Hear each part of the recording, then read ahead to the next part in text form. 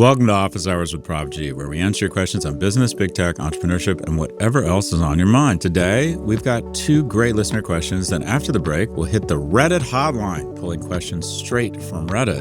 Want to be featured? Send a voice recording to officehours@profgmedia.com or post on the ScottGalloway subreddit. Let's get into it. First question. Hey, Scott, Rhea here, calling from New York City. Thanks so much for all you do. Really appreciate the clear-eyed, level-headed advice that you give. My question to you is about the nonprofit sector, which I've not heard you speak about. I know you're primarily focused on tech and for-profit businesses. But my question, Scott, is that given the threats to federal funding, eroding donor trust, declining philanthropy overall, shifting foundation priorities, AI disruption, and the increased demand for services to support the most vulnerable among us, many of whom are being targeted by the Trump administration, as you rightly point out, what are your predictions for the nonprofit sector, and what strategic advice do you have for nonprofit leaders to survive and thrive? Thanks again. Whoa, so I'm not sure I'm the person here. Religion and nonprofits are two of my million Achilles heel, and that is I don't know that much about them. So in January, the Trump administration enacted a funding freeze, which affected roughly $3 trillion of federal grants and loans, including, I don't know if you've seen, but there's been a lot of money that is not only going to nonprofits, but to educational institutions. Although this freeze was blocked by a judge, the White House has repeatedly threatened future funding for nonprofit working in the fields of LGBTQ plus rights, climate change, immigration, reproductive rights, DEI, and more. Jesus Christ, really? Additionally, many of the philanthropic sector believe we're going through a generosity crisis as fewer Americans, less than ever, are making donations. Less than half of American households now give cash to charity. 20 million fewer households donated in 2016 than in 2000. What is going on here? Because if you look globally, people are globally spending more time helping other people they won't ever meet. That's a nice thing, right? But there's something going on around a lack of philanthropic mindset. Is it because we're going to church less? I don't know what it is. Is it because people's prosperity is not what they'd hoped and their quality of life is going down because of inflation and they just need to hold on to money? Is it because of social media algorithms pit us against each other so we're less inclined to trust institutions, trust others, and give money away, that we don't have the same comity of man? I don't know. Where can nonprofits look to fill these gaps? The ultra wealthy.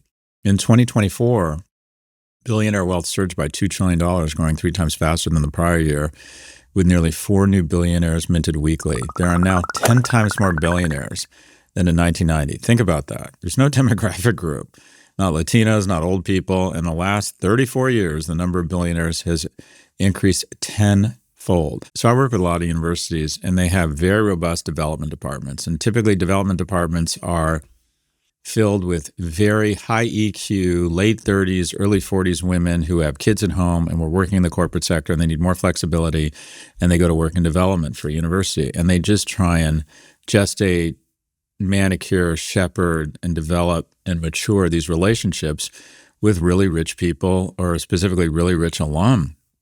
And they're very good at what they do, but they invest long-term in these relationships. And generally speaking, they want to get the reason why they raise small amounts of money. I just participated in the one-day giving thing at NYU Stern.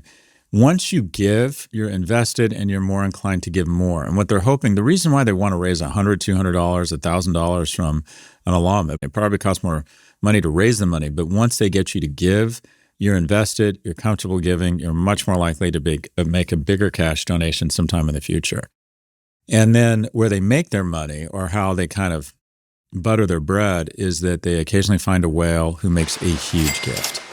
And that is kind of everything for nonprofits and these institutions. I'll use Scott Harrison as an example. Scott, who runs Charity Water, he is so good at establishing relationships with people. One, he's just a people person who's good at it. He was a club promoter.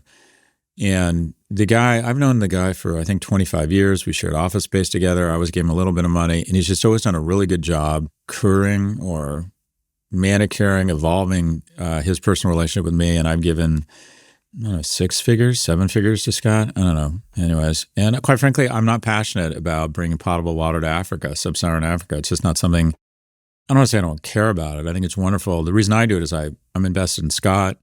I know that his nonprofit is so well run and so innovative that those dollars are being put to good use. I don't know if I have a lot of insight here. What I will say is that I appreciate the question. And it's one thing to cut funding to nonprofits because you think that maybe they're not spending it as efficiently as they should be. What is most depraved about all of this is having a political bent on it, and that is cutting money to nonprofits because of a certain political leaning. I just find that, I don't know, for lack of a better term, gross. Thanks for the question. Question number 2.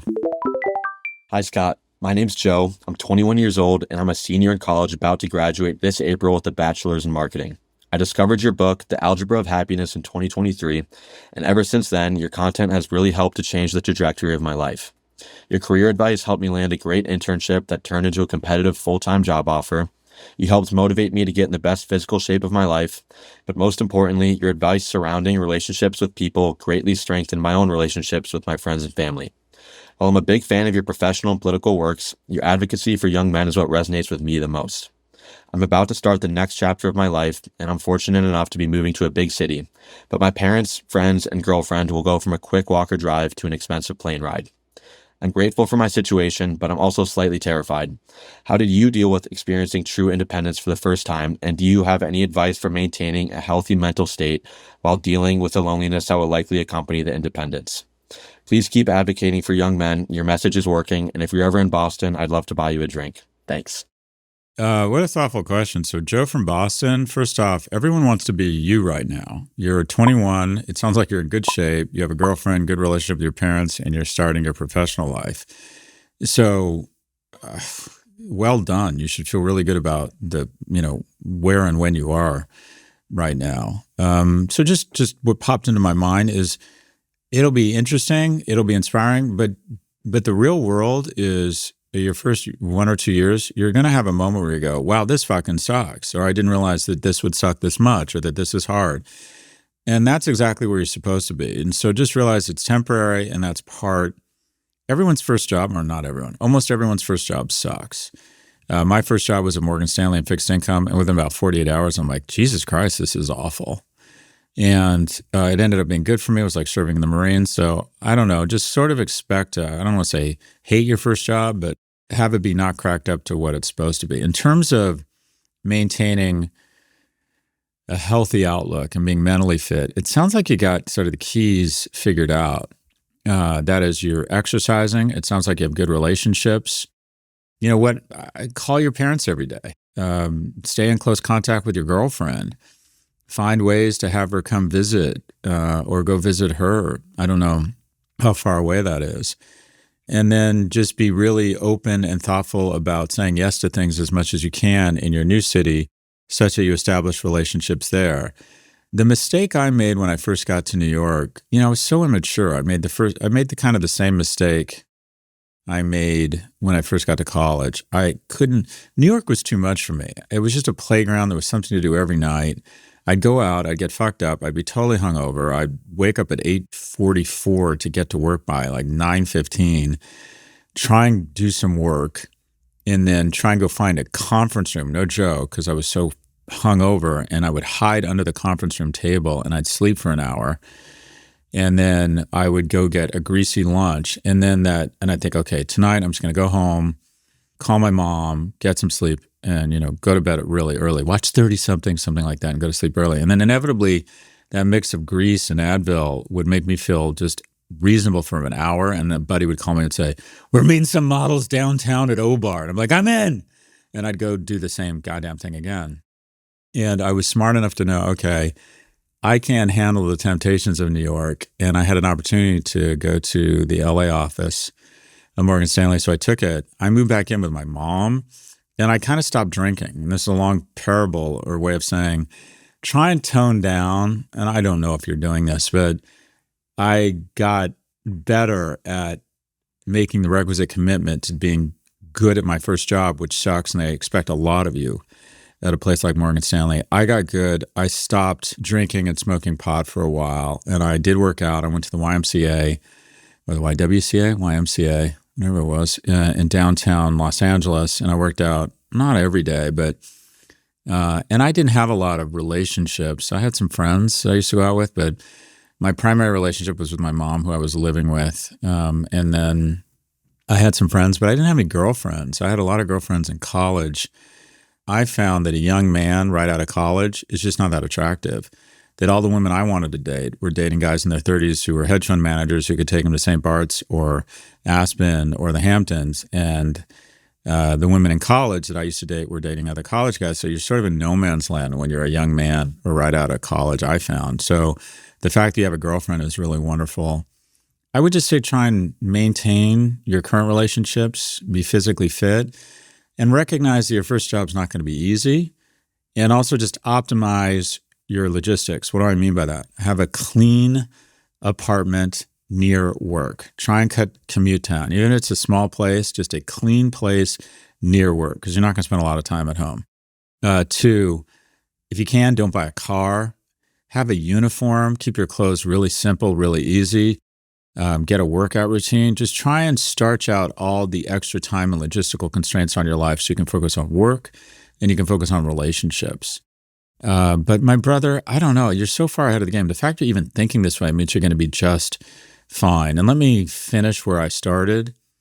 And that is, it's really good to be you. Congratulations on all your success. And again, recognize that when you hit some rough spots and you think, wow, this isn't what I thought it would be, that's exactly where you're supposed to be. Most people's first job is not fun. And the fact that just make sure your parents are there, call them every day. It's sort of a release valve, or every week to tell them what's going on in your life. Obviously, other things will take over in terms of your desire or your ability to ensure you maintain your relationship with your girlfriend. But again, I don't know, boss. You should be coaching me. I wish I had you to tell me what to do when I was your age. Congrats on everything, and best of luck in your first job. We have one quick break, and when we're back, we're diving into the depths of Reddit. Buckle up.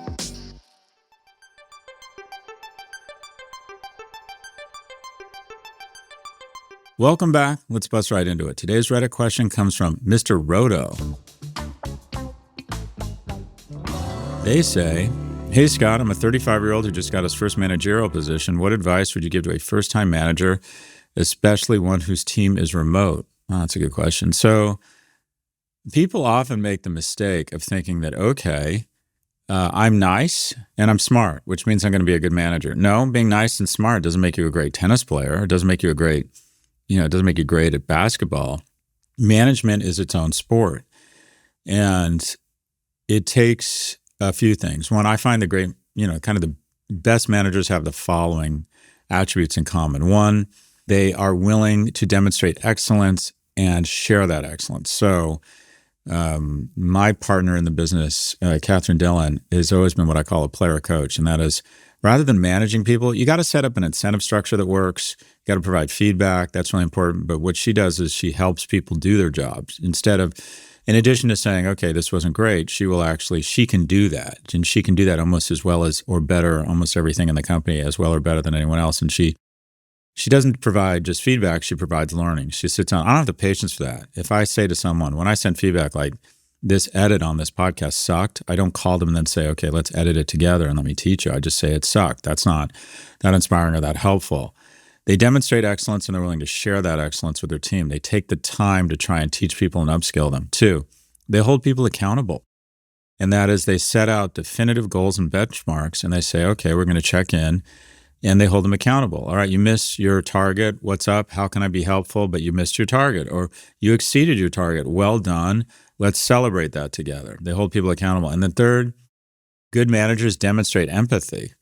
And what do I mean by that? I always assumed that everyone just wanted to be like me, rich and awesome. That was my goal. I want to be super fucking rich and super fucking awesome. And so that means you do as well. Well, what you find out is that for some people, or most people, they don't share exactly your same aspirations. Some people want to manage other people. They get huge reward out of someone reporting to them and figuring out how to manage. Some people want to see their name in lights. Okay, fine. You're going to manage the staff. You're going to manage this group of people. You're going to take on this project. You're going to manage a kind of corporate initiative. Oh, you're going to, when the New York Times calls and asks for a quote, I'm going to turn them over to you as an analyst, and that they just light up, right? That's just hugely important to them.